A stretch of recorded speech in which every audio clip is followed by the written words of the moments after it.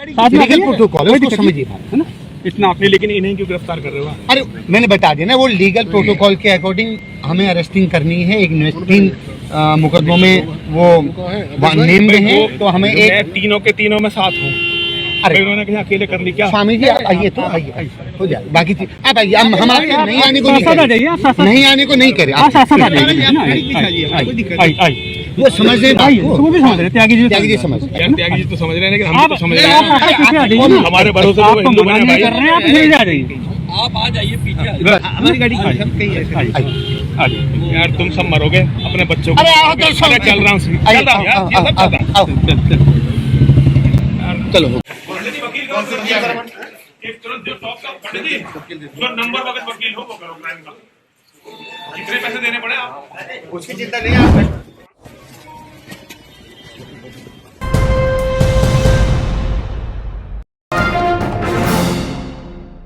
हरिद्वार में भड़काऊ भाषण के मामले में वसीम रिजवी उर्फ जितेंद्र त्यागी को उत्तराखंड पुलिस ने गिरफ्तार कर लिया है।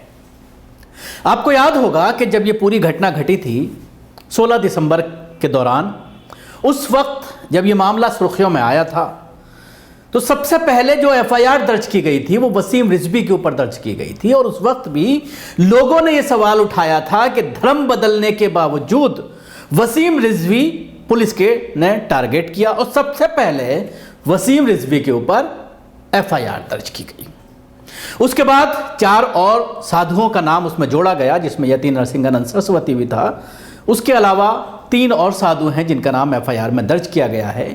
कल जिस तरह से सुप्रीम कोर्ट में सुनवाई हुई और कपिल सिब्बल ने अपना पक्ष सुप्रीम कोर्ट में रखा और उस भाषण का स्क्रिप्ट भी सुप्रीम कोर्ट को दिया गया, जिस भाषण की वजह से आज ये गिरफ्तारी अमल में आई है। और सिब्बल ने जिस तरह से कहा कि इस तरह के अल्फाज का इस्तेमाल अपनी स्पीचों में, जो वहाँ पर साधु संत कथाकथित मौजूद थे, उनके स्पीच को मैं आपको बता भी नहीं सकता, पढ़कर भी नहीं सुना सकता, इस तरह की लैंग्वेज उसमें इस्तेमाल की गई है। इसलिए बेहतर ये होगा कि आप इसको खुद ही पढ़ लें। 10 दिन का वक्त दिया था सुप्रीम कोर्ट ने उत्तराखंड सरकार और केंद्र सरकार को, और ये कहा था कि इसमें जवाब दाखिल करें, क्योंकि जब इस तरह का कोई मामला सामने आता है तो अक्सर सुप्रीम कोर्ट पहले जो और पक्ष हैं उनका पक्ष जानना चाहता है। और यही वजह है कि दोनों सरकारों को, केंद्र सरकार को भी और उत्तराखंड सरकार को भी, सुप्रीम कोर्ट ने नोटिस जारी किया और 10 दिन का वक्त दिया गया कि 10 दिन के दौरान अपना पक्ष सुप्रीम कोर्ट में रखें कि इसमें क्या कार्रवाई की गई है। पक्ष का मतलब यही होता है क्या एक्शन पुलिस के जरिए लिया गया है, डिटेल से जानकारी सरकारें देती हैं। जाहिर सी बात है कल ये पूरा ऑर्डर आया सुप्रीम कोर्ट का और आज एक गिरफ्तारी अमल में आई है, तो कहीं ना कहीं पुलिस एक्शन में है। सुप्रीम कोर्ट के चाबुक चलने के बाद, सुप्रीम कोर्ट की तरफ से इस पूरे मामले पर सुनवाई होने के बाद, जिस तरह से 3 दिन पहले सुप्रीम कोर्ट ने इस मामले पर सुनवाई की बात कही थी और फिर उसके बाद सुनवाई हुई, सुनवाई होने के बाद जिस तरह से 10 दिन की बात कही गई सुप्रीम कोर्ट के जरिए, तो अब पुलिस के जरिए एक्शन लिया जा रहा है ताकि जब सुप्रीम कोर्ट में रिपोर्ट पेश की जाए तो उसमें बाकायदा ये बताया जाए कि हमने इस तरह से केस दर्ज किया, इसमें ये धाराएं लगाई गई और इसमें इन लोगों की गिरफ्तारी हुई है, उनको कोर्ट में पेश किया गया, कोर्ट ने जमानत दे दी, क्योंकि जिस तरह की धाराएं लगाई गई हैं उसमें जमानत आसानी से हो जाएगी।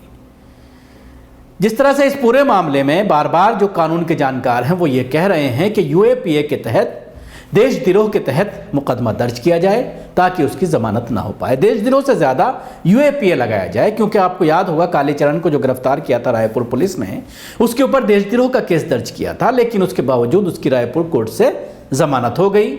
आज फिर उसको मुंबई पुलिस ने कल उसको गिरफ्तार कर लिया है एक और भड़काऊ भाषण के मामले में। लेकिन रायपुर पुलिस के जरिए गिरफ्तार किए जाने के कुछ ही दिनों के बाद उसकी जमानत हो गई। एक मामला पूना का और था जिसमें मुंबई पुलिस ने उसको गिरफ्तार किया था, उसमें भी उसकी जमानत हो गई। कल फिर गिरफ्तारी मुंबई पुलिस ने की है एक और भड़काऊ भाषण के मामले में। लेकिन जब तक इस तरह के लोगों पर यूएपीए नहीं लगाया जाता, क्योंकि जिस तरह की लैंग्वेज का इस्तेमाल किया गया था उससे पूरे देश की अखंडता को खतरा है, देश की कानून व्यवस्था को खतरा है, पूरे देश में आतंक फैलाने की बात इन लोगों के जरिए कही गई, मुसलमानों को टारगेट करने की बात इन लोगों के जरिए कही गई, 20 लाख मुसलमानों को मारने की बात कही गई, हथियार उठाने की बात की गई। तो जाहिर सी बात है यूएपीए इस पूरे मामले में बनता है, लेकिन उसके बावजूद अभी तक यूएपीए इनके ऊपर नहीं लगाया गया है। तो ये जो कवायद शुरू की गई है, ख़ासतौर से इलेक्शन का दौर है, उत्तराखंड में भी इलेक्शन है, उसको लेकर जिस तरह के एहतजाज किए गए, पूरे देश में आवाज़ उठाई गई, पूरी दुनिया में इस मामले की गूंज सुनाई दी, लेकिन उसके बावजूद पुलिस एक्शन के मूड में नहीं आई। लेकिन जैसे ही सुप्रीम कोर्ट के ज़रिए ये ऑर्डर दिया गया कि 10 दिन के भीतर इस पूरे मामले में अपनी स्टेटस रिपोर्ट पेश करें, तो आज ये गिरफ्तारी अमल में आई है और उम्मीद की जा रही है कि जो बाकी साधु संत हैं उनको भी जल्द गिरफ्तार करने की पुलिस कोशिश करेगी, ताकि उनको कोर्ट में पेश करके जो खाना पूर्ति है वो पूरी कर ली जाए, कानून की जो प्रक्रिया है उसको पूरा कर लिया जाए, ताकि कोई उनके पास बाकायदा एक रिपोर्ट हो जिसको सुप्रीम कोर्ट में दाखिल किया जा सके। सुप्रीम कोर्ट को ये बताया जा सके कि हमने इस मामले में इन धाराओं में केस दर्ज किया था, हमने उनको गिरफ्तार किया, उसके बाद कोर्ट में प्रोड्यूस किया और कोर्ट ने उनको बेल दे दी, केस कोर्ट में चल रहा है। लेकिन सबसे बड़ी बात यह होगी कि अगली सुनवाई में जिस तरह से कपिल सिब्बल ने इस मामले को बहुत ही मौसर अंदाज में सुप्रीम कोर्ट के सामने रखा है, इसमें लैंग्वेज इस तरह की इस्तेमाल की गई है, उसके मुताबिक यूएपीए ऐड करने की बात सुप्रीम कोर्ट में ज़रूर कपिल सिब्बल के ज़रिए, जो कानून के जानकार हैं, जो जाहिर सी बात है कई वकील इस पूरे मामले को सुप्रीम कोर्ट में देख रहे हैं, तो उनके ज़रिए ये बात सुप्रीम कोर्ट में रखी जाएगी कि इसमें यूएपीए भी ऐड किया जाए, ताकि इन लोगों की ज़मानत ना हो पाए। उसके बाद ये देखने वाली बात होगी कि सुप्रीम कोर्ट इस पूरे मामले पर 10 दिन के बाद जब रिपोर्ट दी जाती है केंद्र सरकार और उत्तराखंड सरकार के ज़रिए, पुलिस अपनी रिपोर्ट उत्तराखंड सरकार को देगी और उत्तराखंड सरकार का जो वकील है वो अपनी बात सुप्रीम कोर्ट में रखेंगे, बाकायदा रिटर्न में ये रिपोर्ट पेश की जाएगी। लेकिन जो सवाल मैंने शुरू में किया था कि जितेंद्र, जिसका नाम पहले वसीम रिजवी था, वो धर्म बदलना के बावजूद सबसे पहला टारगेट पुलिस का वही हो रहा है। एफआईआर सबसे पहले उसके खिलाफ दर्ज की गई और अब गिरफ्तारी भी सबसे पहले वसीम रिजवी की सामने आई है। जिस वीडियो को आधार बनाया जा रहा है वो वीडियो थोड़ा सा मैं आपको सुनवाना चाहूंगा। कि रक्षा बिना शस्त्रों के नहीं होती है। यदि रक्षा करनी है धर्म की, तो सबसे पहले कल जहां पर समाप्त किया था वहीं से मुद्दे को उठाता हूं कि मोबाइल चाहे 5,000 का हो, शस्त्र 1 लाख का होना चाहिए।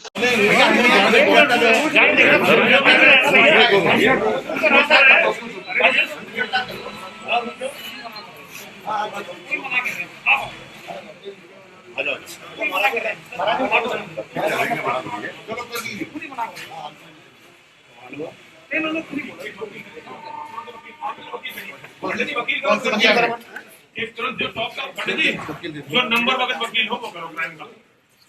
कितने पैसे देने पड़े आप? उसकी चिंता नहीं, आप बैठो, आपके साथ हम भी चलेंगे। स्वामी जी हम लोग साथ हैं।